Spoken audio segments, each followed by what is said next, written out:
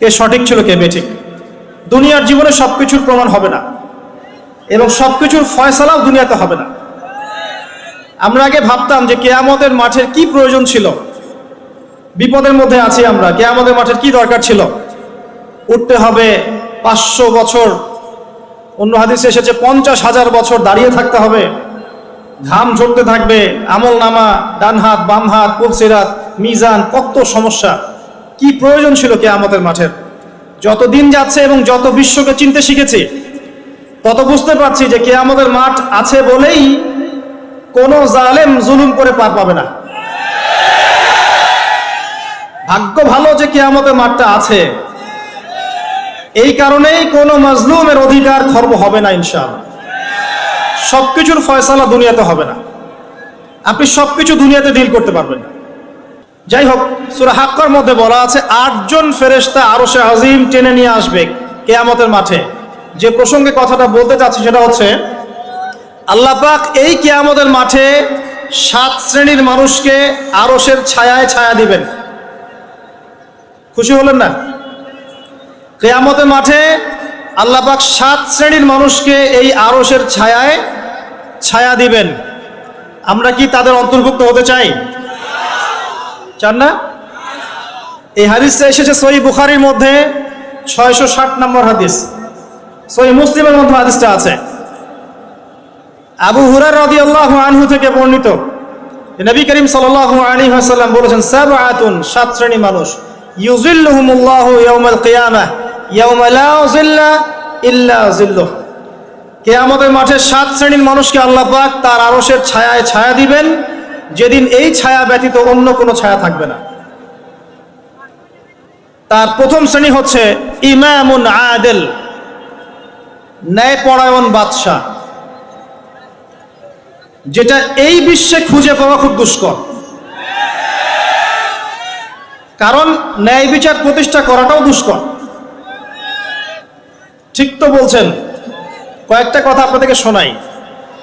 যখন একটা কওমের জনগণ মাপে কম দেয়, মিথ্যা কসম করে পণ্য বিক্রি করে এবং পণ্যকে মজুত করে মানুষকে কষ্ট দেয়, আল্লাহ পাক ওই কওমের উপরে দুর্ভিক্ষ চাপিয়ে দেন।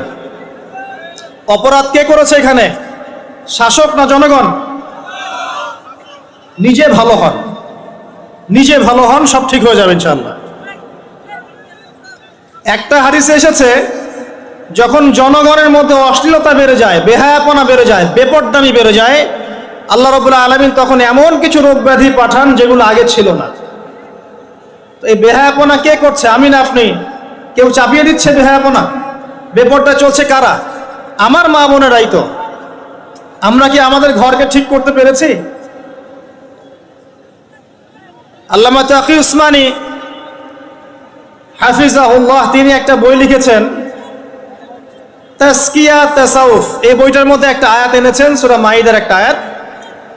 এই একটা আয়াত দিয়ে পুরো বইটা শেষ করেছেন। ইয়া আইয়ুহাল্লাযীনা আমানু আলাইকুম আনফুসাকুম, হে মুমিনগণ, তোমরা নিজেদের নফসের খবর নাও, আগে নিজের নফসকে আগে ঠিক করো, নিজে পরিশুদ্ধ হও। লা ইয়াদুররুকুম মান দাল্লা ইন ইহতাদাইতুম, তোমরা যদি হেদায়েতের উপরে থাকো তাহলে যারা পথভ্রষ্ট হয়ে যাচ্ছে এরা তোমাদের কোনো ক্ষতি করতে পারবে না। নিজে ঠিক হতে হবে আগে, তারপরে মানুষের দিকে আঙ্গুল তুলতে হবে। আল্লাহ পাক আমাদের সবাইকে যার যার জায়গা থেকে সংশোধিত হওয়ার তৌফিক দান করুন। 1 নাম্বার হচ্ছে ন্যায়পরায়ণ শাসক, যার এই কথাটা মাথায় আসলেই আমার একজনের নাম মনে আসে। তার নাম হচ্ছে ওমর ইবনুল খাত্তাব রাদিয়াল্লাহু আনহু। তার নাম তো শুনেছেন। কত নাম্বার খলিফা ছিলেন? কত নাম্বার? 2 নাম্বার। কত বছর ইসলামিক শাসন চালিয়েছেন? কত বছর বলেন? বলেন? 10 বছর। এই 10 বছরে মুসলিমরা অর্ধ বিশ্ব শাসন করেছিল। একদম আফ্রিকা থেকে শুরু করে চায়না পর্যন্ত পুরো অর্ধ বিশ্ব মুসলিমদের নখদর্পণে ছিল। ওমর রাদিয়াল্লাহু আনহু এই মাটির তখতে শুয়ে খেজুর গাছের নিচে ঘুমিয়ে অর্ধ বিশ্ব শাসন করেছে। ন্যায় বিচার কয়েকটা দেখাচ্ছি। ইমামুন আদিলের বৈশিষ্ট্য, তার ছেলে মদ পান করেছিল, শুনেছেন না? ওমর রাদিয়াল্লাহু আনহু ছেলে মদ পান করেছে, কাজী দৌড়া দিচ্ছে 40টা দৌড়া। কাজী একটু আস্তে আস্তে দৌড়া দিচ্ছিল। উমর রাদিয়াল্লাহু আনহু এটা দেখে নিজের হাতে সেই চাবুক তুলে নিয়ে নিজে মারা শুরু করলেন। 40টা দৌড়া পার হওয়ার আগেই ছেলে স্পট ডেড। এরপরে বাকি যে দৌড়াগুলো ছিল, এই দৌড়াগুলো তিনি ছেলের কবরের উপর মেরেছেন। ইমামুন আদিল। রাতের বেলা যাচ্ছেন, বাচ্চার কান্নার শব্দ। কি সমস্যা তোমাদের? বাচ্চা খেতে পারে না, বাসায় খাবার নাই। তার মনটা হতবিহ্বল হয়ে পড়লো, আমার রাষ্ট্রে খাবার নাই। তিনি চলে গেলেন মদিনায়, নিজের পিঠে আটার বস্তা ময়দার বস্তা নিয়ে ওই বুড়ি মায়ের বাসায় এসে রান্না করে খাইয়েছেন। ইমামুন আদিল, ন্যায়পরায়ণ শাসক। একজন বলেছিল আসলাম রাদিয়াল্লাহু আনহু যে আনা আহমিলু উযরাক, হে আমিরুল মুমিনিন, আমি আপনার বোঝাটাকে বহন করছি, আমাকে দিন, আমাকে দিন। তখন তিনি বলছেন হাল আনতা তাহমিলু উযরি ইয়াউমাল কিয়ামাহ, তুমি কি কিয়ামতের মাঠে আমার বোঝা বহন করবে? এ হচ্ছে ইমামুন আদিল। আবু বকর সিদ্দিক বিশাল দায়িত্ব পালন করার পরেও ফজরের নামাজের পর কোথায় জানি চলে যেতেন। উমর রাদিয়াল্লাহু আনহু ফলো করছেন, কোথায় যান প্রতিদিন ফজরের পরে। একদিন দেখলেন তিনি অনেক দূরে একটা পাহাড়ের গুহায় ঢুকে যাচ্ছেন। তিনি সেখানে ঢুকলেন, কিছুক্ষণ পর বের হলেন। উমর রাদিয়াল্লাহু আনহু তাকে এড়িয়ে সেই গুহায় ঢুকলেন। দেখলেন সেখানে একটা অন্ধ বুড়ি বাস করে। জিজ্ঞাসা করলেন, আপনি কি জানেন আপনার কাছে কে আসে প্রতিদিন? সেই বুড়ি বলেন, না, আমি তো জানি না আমার কাছে কে আসে প্রতিদিন সকালে, শুধু এতটুকু জানি সে এসে আমার ঘরের সব কাজকর্ম করে দিয়ে তারপর চলে যায়। আবু বকর সিদ্দিক রাদিয়াল্লাহু আনহু কথা বলছে। বলতে গেলে শেষ করতে পারবো না, আমার টপিক অনেক লম্বা হয়ে যাবে। এতটুকু শোনেন, ন্যায় বিচার করার জন্যে ইসলামী মানদণ্ড নয়। একজন মানুষ যদি অমুসলিমও হয় সে ন্যায় বিচার করতে পারে, যদি মনুষ্যত্ব থাকে। একজন মানুষের যদি মনুষ্যত্ব থাকে, সে মুসলিম না হয়েও ন্যায় বিচার প্রতিষ্ঠা করতে পারে। দলিল নেবেন? মক্কায় যখন সাহাবীদের উপর নির্যাতন করা হচ্ছে, প্রথম কোথায় সাহাবীরা হিজরত করেছিলেন বলেন তো দেখি? আবিসিনিয়ায়, রাইট, আবিসিনিয়ায়। আবিসিনিয়া হচ্ছে ইরিত্রিয়া, ইথিওপিয়া, এই জায়গা। এখানে একজন বাদশা ছিলেন, তার নাম কি? বাদশা বলতে পারবেন? বাদশা নাজাশি, রাইট, বাদশা নাজাশি। এই বাদশা ছিলেন একজন খ্রিস্টান, নাসারা, খ্রিস্টান। নবী সাল্লাল্লাহু আলাইহি ওয়াসাল্লাম সাহাবীদেরকে বলছেন, তোমরা বাদশা নাজাশির রাষ্ট্রে চলে যাও, তার রাজ্যে কেউ জুলুমের শিকার হয় না, সে কিন্তু মুসলিম না। আমি কি বুঝাতে পারছি ভাই? ন্যায় বিচার করার জন্য ইসলাম কবুল করতে হবে শর্ত নয়, আপনি অমুসলিম হয়েও ন্যায় বিচার করতে পারেন। আর ইসলাম তো ন্যায় বিচারের জাজল্যমান মানদণ্ড, এটা তো অন্য বিষয়। যাই হোক, আমি লম্বা করছি না। আরশের ছায়ায় ছায়া পাবে প্রথম শ্রেণীর মানুষ যারা ইনসাফ এবং ন্যায় বিচার প্রতিষ্ঠা করতে পেরেছে। আল্লাহ পাক আমাদের যে যেখানে দায়িত্বে আছে, আমরা দোয়া করি মন থেকে, আল্লাহ পাক সবাইকে ন্যায় বিচার করার তৌফিক দান করে। 2 নাম্বার শ্রেণী যারা আরশের ছায়া ছায়া পাবে তারা হচ্ছে ওয়াশাবুন, এমন যুবক নাশআ ফি ইবাদাতিল্লাহি তাআলা, যে ব্যক্তি আল্লাহর ইবাদতে তার যৌবনকালকে কাটিয়ে দিয়েছে। এই সুযোগটা কি আপনার সামনে নাই? আমার সামনে নাই? আল্লাহর জন্য জীবন কাটিয়ে দেন মানে কি? আপনি কালিমা শিখবেন, তাওহীদ শিখবেন, শিরিক কাকে বলে শিখবেন, সুন্নত বেদাত শিখবেন, হালাল হারাম শিখবেন, ফরজ ওয়াজিব সুন্নত মুস্তাহাব শিখবেন, 5 ওয়াক্ত নামাজ পড়বেন, দ্বীনের জ্ঞান অন্বেষণ করবেন, কোরআন তেলাওয়াত করবেন নিয়মিত, আল্লাহর জিকির আজগার করবেন, হালাল একটা রিজিকের ব্যবস্থা করবেন, আদর্শ একটা পরিবার করবেন। এই তো, আল্লাহ কি আপনার কাছে বেশি কিছু চান? যুব সমাজকে আল্লাহ পাক বলেছেন যে তারা যদি তাদের যৌবনকালটাকে আল্লাহর পথে বিলিয়ে দিতে পারে, আল্লাহ পাক আরশের ছায়ায় ছায়া দিবেন ইনশাআল্লাহ। আর কিয়ামতের মাঠে যে 5টা প্রশ্ন হবে, এক্সট্রা 5টা প্রশ্ন, তার মধ্যে দ্বিতীয় প্রশ্ন হচ্ছে তুমি তোমার যৌবনকাল কোন কাজে ব্যয় করেছিলে। প্রশ্ন হবে ইন টোটাল 8টা। কয়টা? 8টা। 3টা প্রশ্ন কবরে আর 5টা প্রশ্ন হাসরে। আমরা মনে করি যে 3টাই প্রশ্ন হবে, হয়তোবা প্রশ্ন হবে 8টা। 3টা কবরে, 5টা হাসরে। কবরের 3টা আপনারা জানেন, মান রব্বুক, যদি কেউ দুনিয়াতে আল্লাহর সাথে শিরিক করে থাকে সে উত্তর দিতে পারবে না, যদি তওবা না করে মারা যায়। মা দীনুক, যদি ইসলামকে ঠাট্টা হাসি তামাশার ছলে গ্রহণ করে তাহলে এই প্রশ্নের উত্তর দিতে পারবে না। মান নবিয়ুক, নবীর সুন্নাহ মতো না চললে এই উত্তর দিতে পারবে না। এরপরে হাসরের মাঠে গিয়ে প্রথম প্রশ্ন, তোমার সারা জীবন কোন কাজে ব্যয় করেছো? যদি সারাটা জীবন আমরা কোরআন সুন্নাহ মতো চলি, ইনশাআল্লাহ উত্তর দিতে পারবো, ইনশাআল্লাহ। দ্বিতীয় প্রশ্ন, সারা যৌবন কোন কাজে ব্যয় করেছো?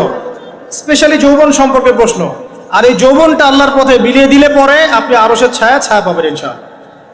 3 নম্বর প্রশ্ন হবে, সম্পদ কোন পথে উপার্জন করেছো, কোন পথে ব্যয় করেছো? কোন পথে উপার্জন করেছো প্রশ্ন নাম্বার 3, আর কোন পথে ব্যয় করেছো প্রশ্ন নাম্বার 4। আর 5 নম্বর হচ্ছে ইলম অনুযায়ী আমল করেছিলে কিনা, জানা অনুযায়ী আমল করেছো কিনা, এটা 5 নম্বর প্রশ্ন।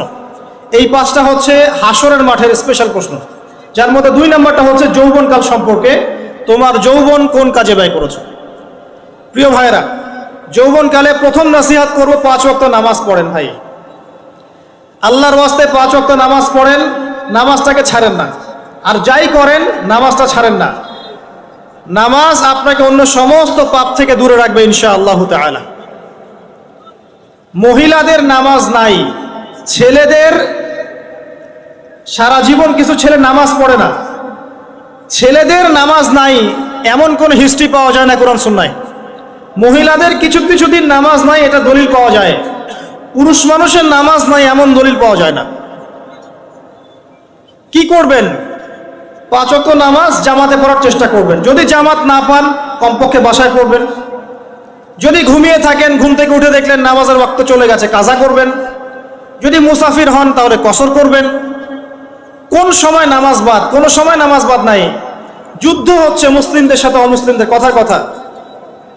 যুদ্ধ করছে যারা, আজানের ওয়াক্ত হয়ে নামাজের ওয়াক্ত হয়ে গেছে, এক শ্রেণী যুদ্ধ করবে, এক শ্রেণী নামাজ পড়বে। আবার যারা যুদ্ধ করা হয়ে গেছে এরা পিছনে চলে আসবে, আবার নামাজি ব্যক্তিরা সামনে চলে যাবে নামাজ পড়। মাফ নাই কোনো। আপনাকে ধাওয়া করেছে কেউ, শত্রুপক্ষ, ইশারায় তখন নামাজ পড়তে হবে। জীবনে নামাজ পড়েন নাই অনেক দিন, আপনি হিসাব করেছেন এত ওয়াক্ত নামাজ আমি পড়ি নাই, পড়তে হবে, তওবা করতে হবে। আল্লাহ পাক তওবা কবুল করলে মাফ করে দিতে পারেন, কিন্তু সবচেয়ে ভালো হবে আপনার নামাজটা হিসেব করে পড়ে ফেলা। এটাই সবচেয়ে ভালো মত আমার কাছে মনে হয়। নামাজের কোনো মাফ নাই। নামাজ আমরা পড়ি অনেকে 3G 4G স্পিডে। এই নামাজ আদায়কারীদের জন্য আল্লাহ পাক ধ্বংসের কথা বলেছেন। আল্লাহ পাক বলেছেন ফাওয়াইলুল লিল মুসাল্লিন, এক শ্রেণীর মানুষ যারা নামাজ পড়ে তাদের জন্যও ধ্বংস। এক শ্রেণীর মানুষ যারা নামাজ পড়ে তাদের জন্যও ধ্বংস। কারা? তারা আল্লাযীনা হুম আন সালাতিহিম সাহুন, যারা নামাজের ওয়াক্ত, নামাজের পদ্ধতি, নামাজের ইহসান, খুশু খুজু এগুলো সম্পর্কে ওয়াকিফাল নয়, গাফেল। নামাজের ওয়াক্তের খেয়াল নাই, পদ্ধতির খেয়াল নাই, ধীর স্থিরতার খেয়াল নাই, নিজের মন গড়া নামাজ পড়ছে।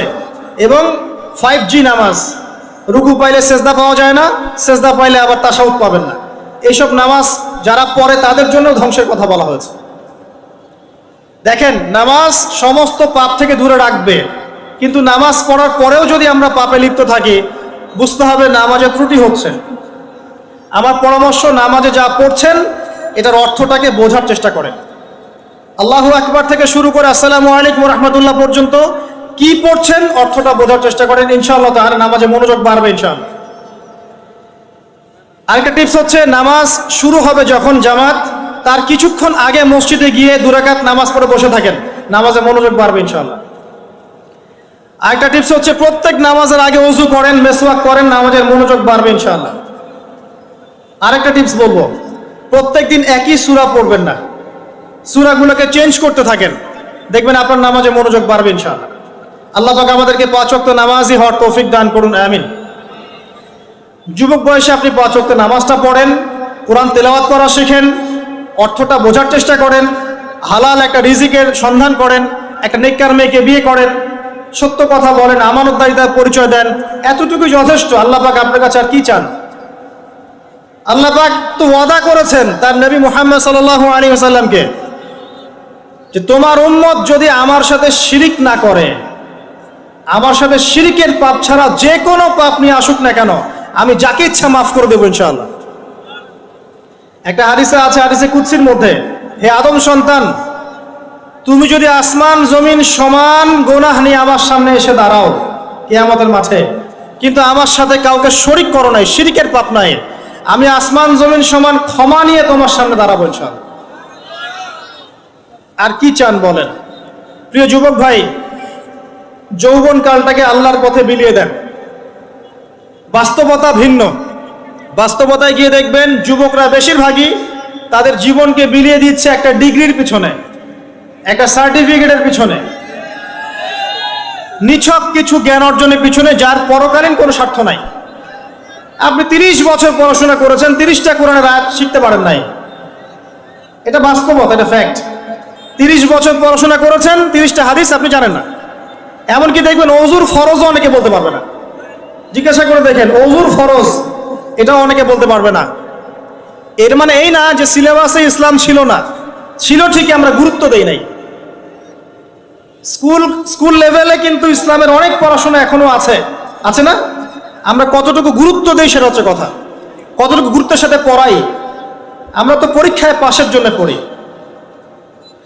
আর সবার তো মাদ্রাসায় পড়ার সৌভাগ্য হবে না। তাহলে আপনি কি করবেন?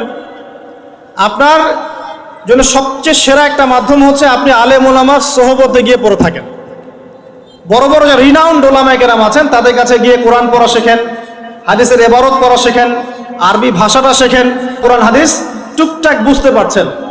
এরপরেও যেটা পারবেন না তাদেরকে জিজ্ঞাসা করবেন, সলিউশন নেবেন, সিম্পল। আর পড়াশোনা করেই মানুষ সবকিছু শেখে না, আলেমকে দেখে শিখতে হয়, সোহবতে গিয়ে শিখতে হয়। আল্লাহ পাক বোঝার তৌফিক দান করুন, আমিন। প্রিয় ভাই, বাস্তবতা ভিন্ন। বাস্তবতা হচ্ছে আমরা ডিগ্রির পিছনে, সার্টিফিকেটের পিছনে সময় নষ্ট করছি। একটা চাকরির জন্য সারা জীবন ঢেলে দিচ্ছি, মনে করছি রিজিকের মালিক আমি নিজেই, হালাল হারামের কোনো পরোয়া করছি না। একটা হারাম জবকে পাওয়ার জন্য দিন রাত উজাড় করে দিচ্ছি। বাস্তবতা হচ্ছে এই যে সারাটা জীবন আমরা আল্লাহর পথে বিলিয়ে দিচ্ছি না, অনেকে গার্লফ্রেন্ডের পিছনেও বিলিয়ে দিচ্ছি। একটা দুইটা দিয়ে পোষাচ্ছে না, এখন 10টা 20টা করে গার্লফ্রেন্ড লাগে। খেয়াল করে দেখবেন, ফ্রি মিক্সিং, ছোটবেলা থেকে ফ্রি মিক্সিং আপনার স্কুল থেকে শুরু হয়ে যায়, কলেজ, ইউনিভার্সিটি, এমনকি চাকরি ক্ষেত্র, জব সেক্টর, প্রতিটা সেক্টরেই থাকে। এক পর্যায়ে দেখা যায় হারাম রিলেশনে জড়িয়ে যায়, তারপরে যদি ব্যর্থ হয় প্রেমে তাহলে হয়ে যাবে মাদকের কাছে, না হলে সঙ্গীতের কাছে, না হলে গুন্ডামি মাস্তানির কাছে, কিছু একটার কাছে গিয়ে সে প্রশান্তি খুঁজতে চান। কিন্তু সে বুঝতে পারছে না যে প্রশান্তি আসলে দুইটা জিনিসের মধ্যে আছে, এক আল্লাহর আনুগত্য, দুই তার রাসূলের সুন্নাহ। সহজ কথায় প্রশান্তি দুইটা বিষয় পাবেন, এক 5 ওয়াক্ত নামাজ পড়েন মসজিদে, প্রশান্তি পাবেন। দুই, নিয়মিত এক পারা করে কোরআন তেলাওয়াত করেন, প্রশান্তি পাবেন। আপনি গান শুনছেন, গান এটা আপনাকে সাময়িক বিমোহিত করছে, আপনাকে প্রশান্তি দিবে না। একটা সাময়িক একটা মোহ, একটা হ্যালুসিনেশনের মতো। আর এগুলোর পিছনে আছে বিশাল বিজনেস। আর এই সেক্টরগুলোর মধ্যে যে মানুষগুলো আছে এদের ব্যক্তিগত চরিত্র কত সুন্দর এটা আপনারা ঘাটলে বুঝতে পারবেন। বহু মানুষ আছে এই সব সেক্টরে যারা সমকামী। সমুদ্রের কিনারায়, কক্সবাজারের সমুদ্রের কিনারায় দাঁড়িয়ে যখন আমরা দেখি যে দুইটা ছেলে হাত ধরে হাঁটছে, একজন আরেকজনকে জড়িয়ে ধরছে, একজন আরেকজনকে চুমুও খাচ্ছে, তখন আর অবাক হই না এখন। কারণ সমকামিতা এত বেড়ে গেছে দিন দিন, এগুলো এখন ইউজ টু হয়ে যাচ্ছে আমরা এগুলোর সাথে। আপনি কোথায় আছেন আপনি জানেন না। আমরা এখন এমন সব পাপ করি যে পাপ সম্পর্কে একটা কথা উপমা স্বরূপ বলছি আমি। ওই জান্নাত সম্পর্কে বলা হচ্ছে না, জান্নাত এমন জায়গা যা কোনো চোখ দেখে নাই, কোনো কান শোনে নাই, কোনো মন কল্পনা করে নাই, এমন জায়গা না জান্নাত। এখন এই শেষ জামানায় মানুষগুলো, আমরা যারা আছি, আমরা এমন সব পাপ করি যা কোনো চোখ দেখে নাই, কোনো কান শোনে নাই, কোনো মন কল্পনা করতে পারে নাই। এখন ছেলে ছেলেকে বিয়ে করছে, ছেলে ছেলের সাথে লিভ টুগেদার, মেয়ে মেয়েকে বিয়ে করছে। হ্যাঁ, একজন দিনী বোন দেখলাম, দিনী বোন, হিজাব পরা বোন, সে স্ট্যাটাস দিচ্ছে যে আমি এক জায়গায় যেতাম এক দিনী বোনের বাসায়, আস্তে আস্তে আস্তে আস্তে তার সাথে আমার একটা আন্তরিকতা সৃষ্টি হচ্ছিল। সেই মেয়ের আমার হাজবেন্ড থাকে দেশের বাইরে, তো ছলে বলে কৌশলে সে কখনো এই মেয়ে গায়ে হাত দেয়, কখনো এটা করে, কখনো সেটা করে। সে বলে আমি তালিমে যাওয়া বাদ দিয়ে দিলাম। দিনই বোন, আর বাইরের অবস্থা কি তাহলে ভাবেন এখন? যত দিন যাচ্ছে এগুলো বাড়ছে। পাপ আপনি চিন্তাই করতে পারবেন না যে মানুষ এখানে এগুলো পাপ করতে পারে। মেয়ে মেয়ে একসাথে থাকে এবং একসাথে তারা একে অপরের যৌন চাহিদাও পূরণ করে। বলবেন যে এগুলো কিভাবে জানলেন? ভাই, ইন্টারনেট সবকিছু জানিয়ে দেয় এখন। এটা জানিয়ে দেওয়ার যুগ। আপনি বাসায় দেখবেন তরকারি রান্না করেছেন, ফেসবুকে দিয়ে দিলেন। কাপড় ধুয়েছেন, ফেসবুকে। স্ত্রীর সাথে বাইকে ঘুরেছেন, ফেসবুকে। মানে আমরা এখন প্রাইভেট লাইফ আর পাবলিক লাইফের পার্থক্য বুঝি না, নিজেরাই সব জানিয়ে দিতে চাই। এখান থেকে জানা যায় মেয়ে মেয়ে একে অপরের যৌন চাহিদা পূরণ করছে। বলতে পারেন কিভাবে সম্ভব?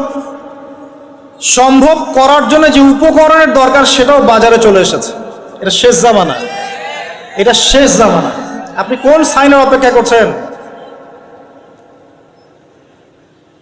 মানুষ, দাড়ি টুপি পরা মানুষকে দেখবেন যে অনেকেই আছে বোনের সম্পত্তি দিবে না, সম্পত্তির অধিকার দিবে না, মেয়েদেরকে পড়াশোনা করাবে না, অনেক কিছুই জুলুম। এদিকে নামাজ পড়ছেন মাশাআল্লাহ, অর্থনৈতিক জীবনে দেখবেন সুদ খাচ্ছে, দাড়ি টুপি বলা মানুষ। আমি আমাদের সমস্যা নিয়ে বেশি কথা বলতে চাই। অন্যরা ইসলাম বোঝে না, তাদের কাছে ইসলামের দাওয়াত এভাবে পৌঁছে নাই। তারা জানে না এর মধ্যে চূড়ান্ত সত্যের উৎস আছে, সমস্ত সমস্যার সমাধান আছে। আমরা তো জানি। তাহলে আমরা জানার পরে আমি দাড়ি রেখে কেন, নামাজ পড়ে কেন সুদ খাবো? এই উত্তরটা আমাকে দেন আগে। আমি নামাজ, 5 ওয়াক্ত নামাজ পড়ে, হজ ওমরা করে, যাকাত দিয়ে আমি কেমন করে ঘুষ নিব? কিভাবে আমি একজন মুসলিম ছেলে হয়ে বিবাহ বহির্ভূত সম্পর্ক করতে পারি? কিভাবে আমাদের মুসলিম পরিবারের মেয়েরা বেপর্দায় বাইরে যেতে পারে? অমুসলিমদের কথা বাদ দেন, আমাদের কথা চিন্তা করেন। আলাইকুম আনফুসাকুম, নিজেদের খবর নেওয়া আগে। এমনও পাপ হচ্ছে এখন, আপনার কান শোনে নাই, হৃদয় কল্পনাও করে নাই। একটা ছেলে রাস্তায় হাঁটছে, ছেলেটার মধ্যে মেয়েলি স্বভাব। কিছু মানুষ ওকে টার্গেট করছে, টার্গেট করে ওকে ফুসলিয়ে ফাসলিয়ে একটা জায়গায় নিয়ে গেল। নিয়ে গিয়ে ওকে একটা অফার করলো, সে অফার রাজি হলো না। তারপর তাকে মনে করেন ওই যে অজ্ঞান পার্টি আছে না, এরকম অজ্ঞান করে ফেলে একটা গোপন জায়গায় নিয়ে গিয়ে তার যে পুরুষাঙ্গটা আছে এটাকে কেটে ফেলে দিয়েছে। কেটে ফেলে দিয়ে তাকে হিজরাতে দলভুক্ত করেছে এবং সে এখন রাস্তাঘাটে টাকা তুলে বেড়ায়, একটা অংশ ওদের মনিবকে দেয়। এটাই ওর জব। এখানে প্রশাসনের অনেক ভাই আছে, আমি জানি, তারা জানে বাস্তবতা কি জিনিস। কল্পনা করতে পারবেন না যে এদের মধ্যে গ্রুপিং আছে, কোথায় থাকবে, কে কতক্ষণ কত ঘন্টা, এটা টাইম নির্ধারণ করা আছে। কেউ কেউ স্বেচ্ছায় হিজরা হচ্ছে যাতে করে টাকা কামাই করা যায়। জানেন কোথায় আছেন? একটা মেয়ে একটা বাচ্চাকে নিয়ে ঢাকা শহরের মিরপুরের ফুটপাতে দাঁড়িয়ে আছে। বাচ্চা বাচ্চা ওঠে না। দীর্ঘ সময় অবজার্ভ করছে যে বাচ্চা এতক্ষণ ঘুমের কারণ কি। ডেকে জিজ্ঞাসা করা হলো বাচ্চা কার? যে বাচ্চাকে দেখি আপনি টাকা তুলছেন। বললো আমার বাচ্চা।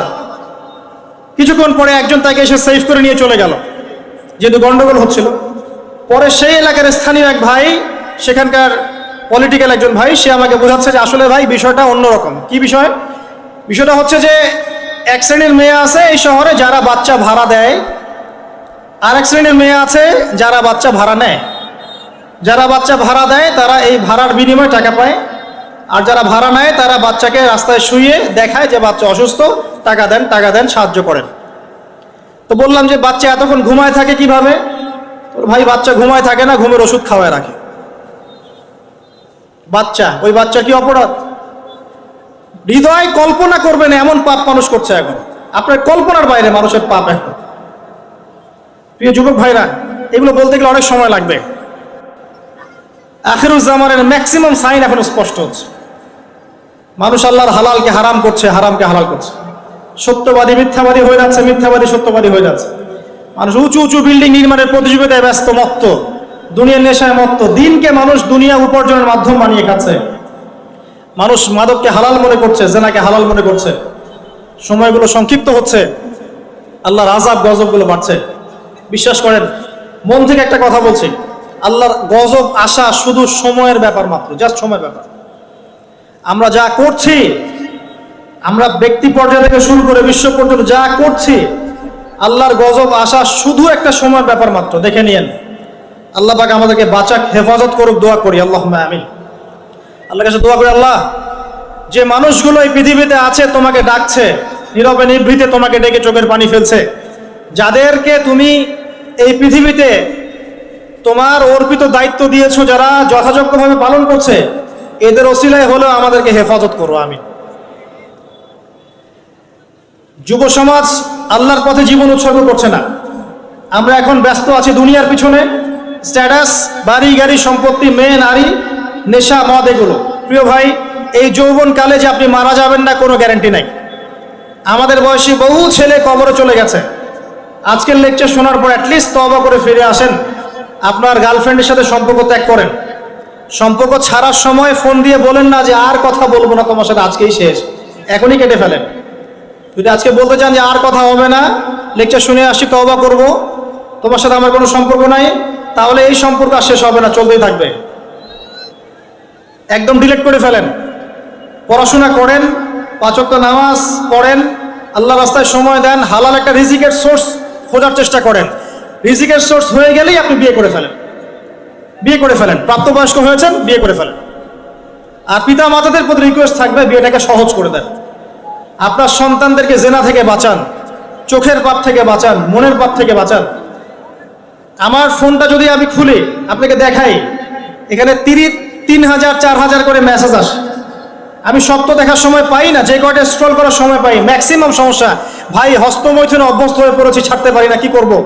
ভাই বিয়ে করতে চাই, সামর্থ্য নেই, কি করব? ভাই আমার স্বামীর সাথে বনিবনা হয় না, কি করব? প্রবলেমস আর প্রবলেমস। বেশিরভাগ প্রবলেমস নৈতিকতা সম্পৃক্ত, নৈতিকতার সাথে সম্পৃক্ত। যখন আপনি দিনের কাজে ব্যস্ত থাকবেন, দুনিয়ার বিষয়গুলো আপনার কাছে তুচ্ছ মনে হবে, তখন দেখবেন এইসব সমস্যা আপনার সাথে নাই। আপনি দিব্যি নামাজ পড়ছেন, রোজা রাখছেন, কোরআন তেলাওয়াত করছেন, দাওয়াতি কাজ করছেন, আপনি ভালো থাকবেন। একটা রিজিকের সোর্স বের করার চেষ্টা করেন, একটা নেককার মেয়েকে বিয়ে করে ফেলেন। এই জায়গায় অস্থির হয়ে সিদ্ধান্ত নেবেন না। একদিন বলেছি এক লেকচারে, আবার বলছি, বোরখাওয়ালা মেয়ে দেখলেই পাগল হয়ে যায় না। ঠিক তো বলছেন? সব বোরখার পিছনে প্রকৃত দিনদারিতা কিন্তু থাকে না। প্রথম কথা হচ্ছে আপনাকে আল্লাহর কাছে চাইতে হবে, এই দোয়াটা করতে হবে, রব্বানা হাব লানা মিন আজওয়াজিনা ওয়া যুররিয়াতিনা কুররাতা আয়ুন ওয়াজআলনা লিল মুত্তাকিনা ইমামা।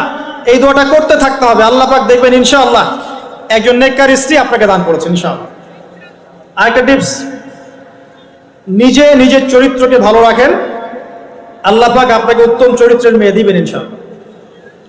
নিজের চরিত্রকে ভালো রাখবেন না, আশা করতে যায়েন না যে একজন কুমারী পুণ্যবতী স্ত্রী আপনার ঘরে চলে আসবে, এটা আশা করতে যায়েন না।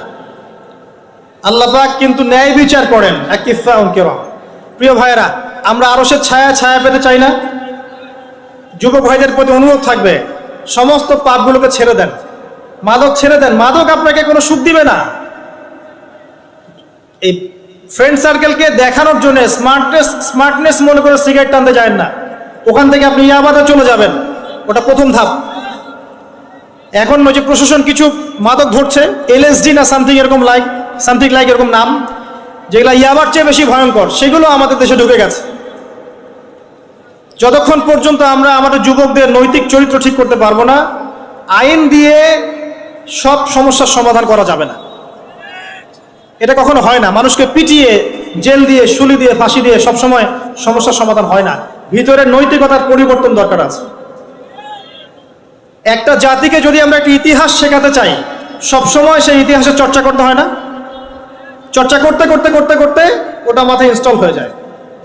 ঠিক একইভাবে যদি আমি চাই যে এরা নৈতিকভাবে সৎ হোক, তাহলে নৈতিকতার চর্চা বাড়াতে হবে। আস্তে আস্তে দেখবেন ইনশাআল্লাহ তাআলা তাদের মনের মধ্যে আল্লাহর ভয় ঢুকে যাবে। আল্লাহর ভয় একবার ঢুকে গেলে তাকে জেনার অফার করা হলেও সে বলবে আমি আল্লাহকে ভয় করি। তার সামনে মদের পেয়ালা দিলেও বলবে আমি আল্লাহকে ভয় করি। ইনশাআল্লাহ তাআলা আমরা আশাবাদী, আগামী দিনের উম্মার পতাকা এবং দেশের ধারক বাহক হবে এই যুব সমাজ। আল্লাহ পাক আমাদের যুবক ভাইদেরকে নৈতিকভাবে উন্নত করুন, জ্ঞানী গুণী বিজ্ঞ হিসেবে কবুল করুন এবং জানা অনুযায়ী আমল করার তৌফিক দান করুন। তাদের চরিত্রকে আল্লাহ পাক সুন্দর করে দিন, আমিন।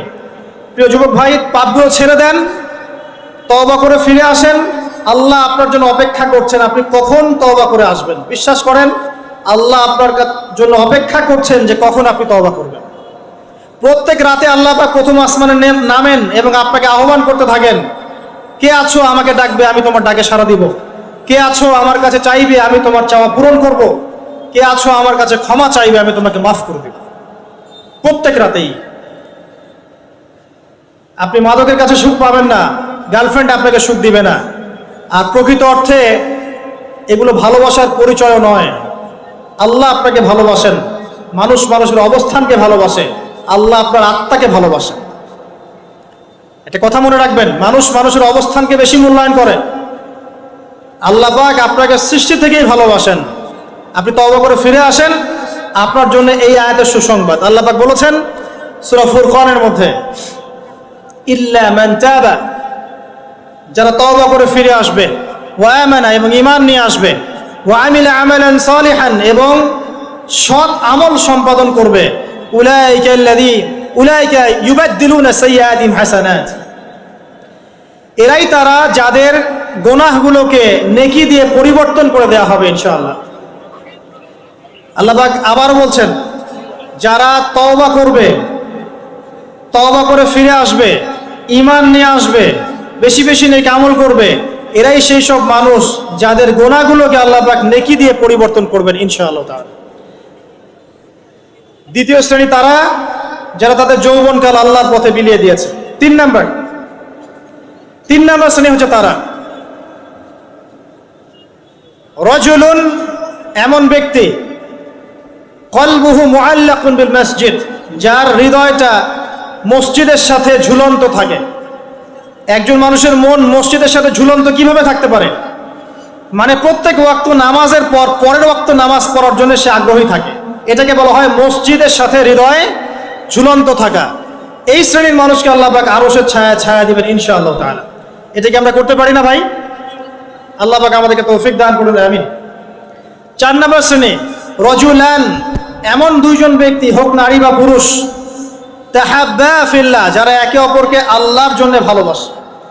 একে অপরকে আল্লাহর জন্য ভালোবাসে, দুনিয়ার স্বার্থে নয়, আল্লাহর জন্য, দ্বীনের স্বার্থে ভালোবাসে।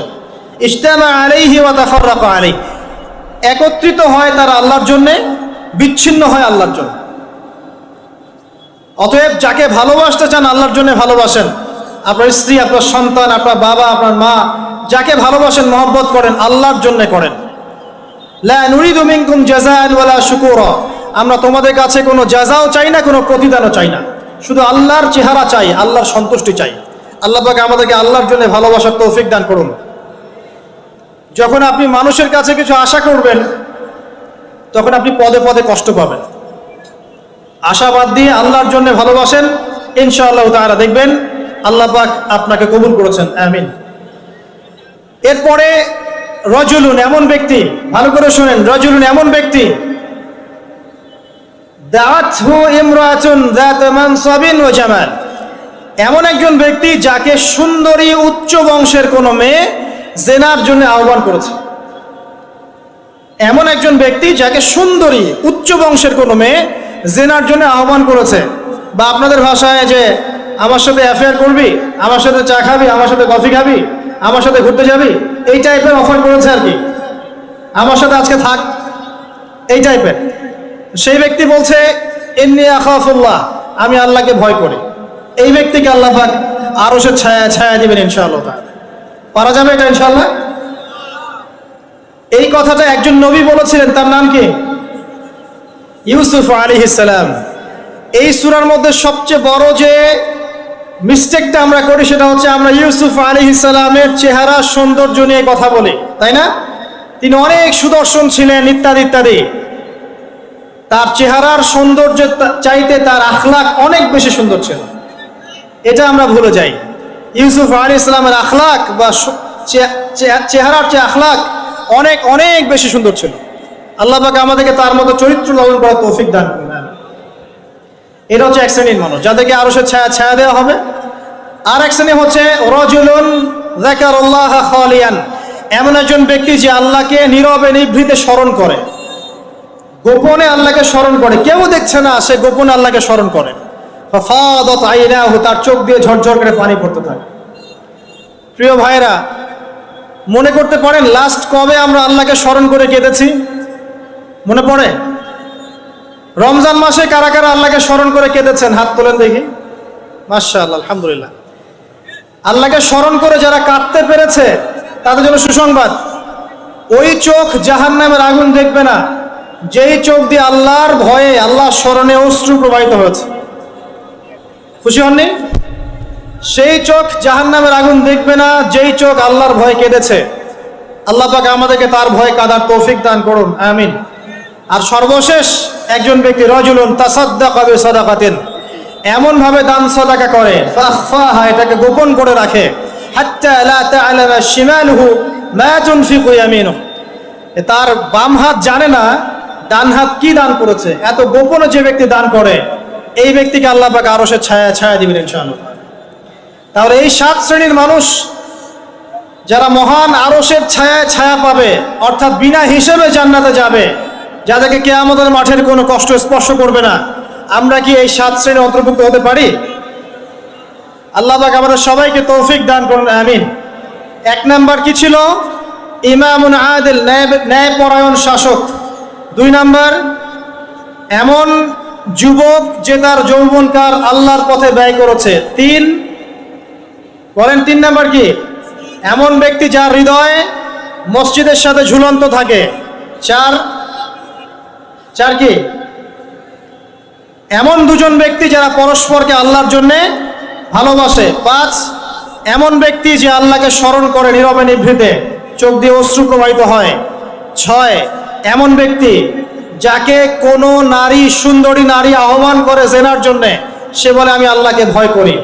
আর 7 এমন ব্যক্তি যে এত গোপনে দান সদকা করে যে তার বাম হাত জানে না ডান হাত কি দান করেছে। আল্লাহ পাক আমাদের সবাইকে এই 7 শ্রেণী অন্তর্ভুক্ত হওয়ার তৌফিক ইনায়াত করুন, আমিন। আর একটা ছোট্ট জিনিস শেয়ার করে আমি আলোচনা শেষ করবো ইনশাআল্লাহ। অনেক লম্বা আলোচনা করে আসলে লাভ নাই, মূল কথা অল্প। ইমাম শাফিঈ রাহিমাহুল্লাহর নাম শুনেছেন? ইমাম শাফিঈ রাহিমাহুল্লাহ বলতেন, লাউ আনজালাল্লাহু হাযিহিস সূরা লাওয়াসিআতহু, আল্লাহ পাক যদি পুরো কোরআন নাজিল না করে শুধুমাত্র এই সূরাটুকু নাজিল করতেন যথেষ্ট ছিল। তিনি আরো বলতেন যে একজন মুসলিমের উপরে কোরআন শিক্ষা করা যেমন ফরজ, ঠিক তেমনি আরবি ভাষাটা শেখাও ফরজ। তিনি এই কথা বলেছেন, আমি বলি নাই, কিন্তু আমি তার এই মতের সাথে একমত। কোন সূরা? সূরাতুল আসর। আল্লাহ পাক বলছেন, ওয়ালা আসরি, সময়ের কসম, আপনার হেদায়েতের জন্য যথেষ্ট। সময়ের কসম, মহাকালের কসম, ইন্নাল ইনসানা লাফি খুসর, এই পুরো মানব জাতি ধ্বংসের মধ্যে আছে, ক্ষতির মধ্যে আছে। ইল্লাল্লাযীনা আমানু, তারা নয় যারা ঈমান এনেছে, ওয়া আমিলুস সলিহাত, এবং সৎ আমল করেছে, ওয়া তাওয়াসাউ বিল হক, এবং পরস্পরকে সত্যের উপদেশ দিয়েছে, ওয়া তাওয়াসাউ বিস সবর, এবং পরস্পরকে ধৈর্যের উপদেশ দিয়েছে। এই 4টা গুণ যারা অর্জন করতে পারবে, ইনশাআল্লাহ তাআলা দুনিয়া এবং আখিরাত উভয় জাহানের যে কোনো ক্ষতি থেকে, বালা মুসিবত থেকে আল্লাহ পাক তাদেরকে হেফাজত করবেন ইনশাআল্লাহ তাআলা। সময়ের কসম কেন? 3টা মেসেজ, একটু মনোযোগ দেন। সময়ের কসমের পিছনে 3টা মেসেজ। 1, সময় আপনার জীবনের সবচেয়ে মূল্যবান জিনিস। সময় চলে যাচ্ছে, হায়াত চলে যাচ্ছে। বরফ গলে যায় যেমন, আমাদের দিন রাত চলে যাচ্ছে, হায়াত গলে যাচ্ছে, ঠিক ওই রকম। 2 নম্বর মেসেজ, আল্লাহ পাক অতীতকালের দিকে তাকাতে বলছেন। অতীতকালের দিকে তাকিয়ে দেখেন, প্রত্যেক যুগে যুগে যারাই কোরআন এবং সুন্নাহ, মানে আল্লাহ এবং তার রাসূলের বিরোধিতা করেছিল, আল্লাহ পাক তাদেরকে সমূলে ধ্বংস করেছেন। এই শিক্ষা আল্লাহ দিতে যাচ্ছেন। ফিরআউন ধ্বংস করেন নাই? আল্লাহ পাক ধ্বংস করেন নাই? নমরুদ আল্লাহ পাক ধ্বংস করেন নাই? নূহ আলাইহিস সালামের কওমকে আল্লাহ পাক ধ্বংস করেননি? আদ জাতি, সামুদ জাতি, কওমে মাদিয়ান, এগুলোকে আল্লাহ পাক ধ্বংস করেননি? করেছেন। এখানে মেসেজ সময়ের কসম বলে, এই যে এ যুগেও বা ভবিষ্যতেও যদি কেউ আল্লাহ এবং তার রাসূলের বিরুদ্ধাচরণ করে, আল্লাহ পাক বলছেন তারাও ধ্বংস হবে ইনশাআল্লাহ। ঠিক আছে।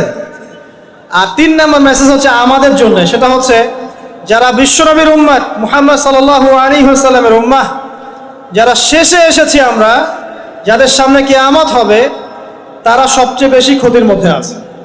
কারণ এই যুগে কিয়ামতের বেশি বেশি নিদর্শনগুলো আত্মপ্রকাশ করবে এবং যত দিন যাবে ফিতনা ফাসাদ তত বাড়তে থাকবে।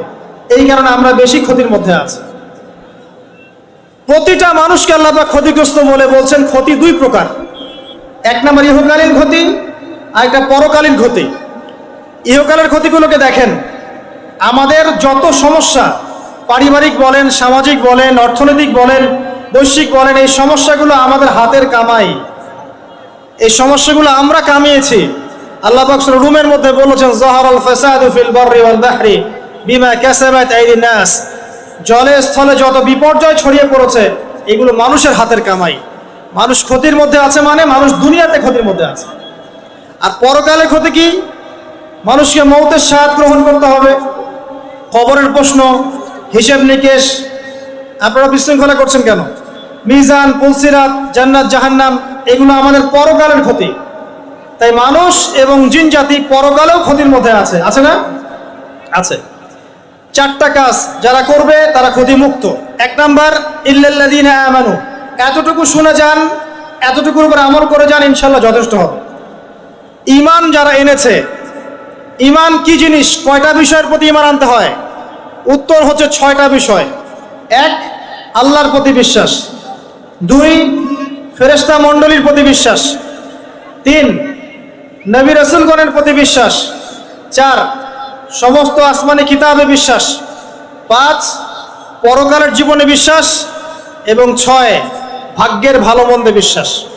এই 6টা বিষয়কে মনে বিশ্বাস করতে হয়, মুখে স্বীকৃতি দিতে হয় এবং কাজেও বাস্তবায়ন করতে হয়। আল্লাহ পাক এই 3টাকে বাস্তবায়ন করার তৌফিক আমাদেরকে দান করুন, আমিন। যারা এভাবে ঈমান নিয়ে আসবে, এরপরে আমলে সালেহ করবে। আমলে সালেহ কি জিনিস? যে আমল কোরআন সুন্নাহ থেকে প্রমাণিত, সেটাই আমলে সালেহ। আল্লাহ পাক যা করতে বলেছেন, রাসূল যা করতে বলেছেন, সেটা যত ছোট হোক যত বড় হোক, সবকিছুই আমলে সালেহ। নামাজ আমলে সালেহ, সাওম, হজ, যাকাত, তাসবিহ, তাহলিল, জিকির, আজকার, কোরআন তেলাওয়াত, সত্য কথা বলা, পিতামাতার খিদমত, সবই হচ্ছে আমলে সালেহ। যত কাজ আল্লাহ কোরআন এবং সুন্নাহয় করতে বলেছেন, তার নবী হাদিসের মধ্যে করতে বলেছেন সাল্লাল্লাহু আলাইহি ওয়াসাল্লাম, সবই হচ্ছে আমলে সালেহ। একই সাথে এই কথাটা মনে রাখবেন, একই সাথে আল্লাহ এবং তার রাসূল যেগুলো নিষেধ করেছেন, সেগুলো না করাও হচ্ছে আমলে সালেহ। যেমন সুদ না খাওয়া আমলে সালেহ, শিরক না করা আমলে সালেহ, বেদাত না করা আমলে সালেহ, হারাম না খাওয়া আমলে সালেহ, টাকনুর নিচে প্যান্ট না পরা আমলে সালেহ, বেপর্দায় না চলা আমলে সালেহ, মিথ্যা না বলা আমলে সালেহ। এক কথায় যেগুলো নিষেধ করা আছে, এগুলো থেকে দূরে থাকাও হচ্ছে আমলে সালেহ। আমরা যেটা করি, আমরা ভালো কাজ করতে চাই কিন্তু খারাপ কাজ ছাড়তে চাই না। এটা বড় সমস্যা। ভালো কাজ করতে হবে যেমন, খারাপগুলো ছাড়তেও হবে তেমন। আল্লাহ পাক আমাদেরকে তৌফিক দান করুন, আমিন। লাস্টে 2টা কথা, ওয়াতাওয়াসাউ বিল হাক্কি ওয়াতাওয়াসাউ বিস সাবর। ঈমান আমলে সালেহের সাথে আর 2টো কাজ করতে হবে। হকের দাওয়াত। হকটা কি? হক কি আমার মস্তিষ্ক প্রসূত কোনো বিদ্যা, বুদ্ধি, দর্শন, মতবাদ? নাকি হক হচ্ছে আল্লাহ পাকের ওহী? কোনটা? কি বিশ্বাস করেন আপনি? হক কি আমার নিজের মন গড়া বিধান না আল্লাহর ওহী? উত্তর আমরা দিব না। উত্তর কে দিবে? উত্তর কোরআন দিবে। সূরাতুল কাহফের 29 নম্বর আয়াত পড়ে দেখবেন, আল্লাহ পাক বলেছেন ওয়াকুলিল হাক্কু মির রাব্বিকুম। হক সেটাই যা তোমার রবের পক্ষ থেকে নাজিল হয়। সিম্পল। হক সেটাই যা তোমার রবের পক্ষ থেকে নাজিল হয়। রবের পক্ষ থেকে কি নাজিল হয়েছে? রবের পক্ষ থেকে কি নাজিল হয়েছে? কোরআন এবং সুন্নাহ কি আলাদা? আমরা কি খালি কোরআন মানবো, সুন্নাহ মানবো না? কোরআন মানবো, হাদিস মানবো না? নাকি শুধু বিশ্বাস করেন যে কোরআন মানলেই হবে, হাদিস মানার দরকার নাই? কোনটা? আল্লাহর পক্ষ থেকে কোরআন এসেছে, এর ব্যাখ্যা নবীর হাদিসও এসেছে। এই কোরআন এবং হাদিস হচ্ছে হকের চূড়ান্ত মানদণ্ড। কোরআন এবং হাদিসের সাথে যা মিলে যাবে আমরা গ্রহণ করব, কোনো সমস্যা নেই। কিন্তু কোরআন এবং সুন্নাহর সাথে যা মিলবে না সেটা আপনি ছেড়ে দিবেন, এটাই আপনার উপর ফরজ। যেটাই কোরআন সুন্নাহর সাথে মিলবে না আপনি ছেড়ে দিবেন, যা মিলবে আপনি নিয়ে নেবেন, কোনো সমস্যা নেই ইনশাআল্লাহ। এই হকের যারা প্রচার করে প্রসার করে তারা ক্ষতি থেকে মুক্ত আছে। এই হকটাকে প্রতিষ্ঠা করবেন নিজের উপরে, তারপর আপনার পরিবারে, আপনার সমাজে। আপনাকে যদি আল্লাহ পাক ক্ষমতা দেন তখন আপনি আরো বড় পরিসরে করবেন ইনশাআল্লাহ তাআলা। আর এ বিষয়ে কোনো সন্দেহ নাই, এ বিষয়ে বিন্দু মাত্র কোনো সন্দেহ নাই যে অদূর ভবিষ্যতে পুরো বিশ্বে শুধুমাত্র কোরআন এবং সুন্নাহই থাকবে, আর কিছু থাকবে না। জাররা জাররা পরিমাণও সন্দেহ নাই এই বিষয়ে, এক জাররা পরিমাণও না। আর এক জাররা পরিমাণও সন্দেহ নাই যে এটাকে ডিফেন্ড করার জন্যে, ঠেকানোর জন্য ইসলামের বিরোধী শক্তি যারা আছে এরা ওদের সর্বোচ্চ শক্তি ঢেলে দিবে, এটাও সে ঢেলে দিবে। ভিতর থেকে, বাহির থেকে, ডান থেকে, বাম থেকে, উপর থেকে, নিচ থেকে, সব দিক থেকে ঢালবে। কিন্তু জাররা পরিমাণ সন্দেহ নাই যে অদূর ভবিষ্যতে পুরো বিশ্বে শুধুমাত্র কোরআন এবং সুন্নাহই থাকবে, আর কিছু থাকবে না ইনশাআল্লাহ। এটা বিশ্বাস করছেন না? অপেক্ষা করতে থাকেন, দেখেন আল্লাহ পাক কি করেন।